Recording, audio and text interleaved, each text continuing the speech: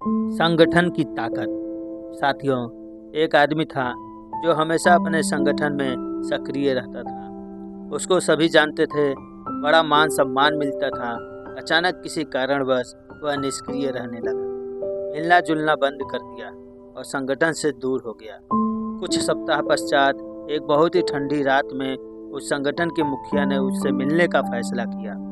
मुखिया उस आदमी के घर गया और पाया कि आदमी घर पर अकेला ही था।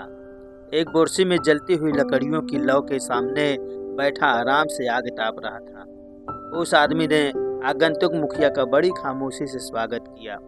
दोनों चुपचाप बैठे रहे, केवल आग की लपटों को ऊपर तक उठते हुए देखते रहे। कुछ देर के बाद मुखिया ने बिना कुछ बोले अंगारों में से एक लकड़ी जिसमें लौ उठ रही थी, जल रही थी, उसे उठाकर किनारे रख दिया और फिर से शांत बैठ गया।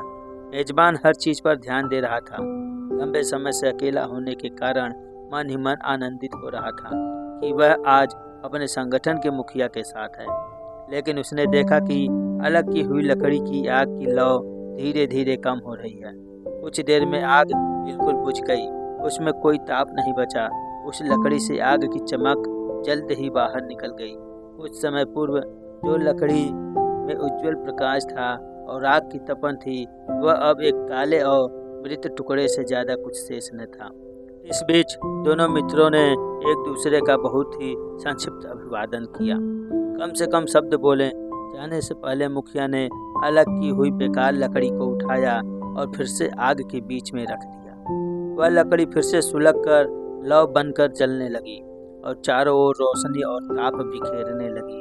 जब आदमी मुखिया को छोड़ने के लिए दरवाजे तक पहुंचा तो उसने मुखिया से कहा, मेरे घर आकर मुलाकात करने के लिए आपका बहुत बहुत धन्यवाद। आज आपने बिना कुछ बात किए ही एक सुंदर पाठ पढ़ाया है कि अकेले व्यक्ति का कोई अस्तित्व नहीं होता। संगठन का साथ मिलने पर ही वह चमकता है और रोशनी बिखेरता है।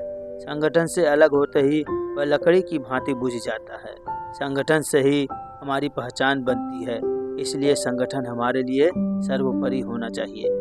साथियों, आपको हमारा यह वीडियो कैसा लगा कमेंट बॉक्स में ज़रूर बताएं। उससे पहले हमारे चैनल विनय बौद्ध को लाइक, शेयर और सब्सक्राइब करना न भूलें। शिक्षित करें, संगठित करें और संघर्ष करें। नमो बुद्धाय। जय भीम। सबका मंगल हो, सबका कल्याण हो।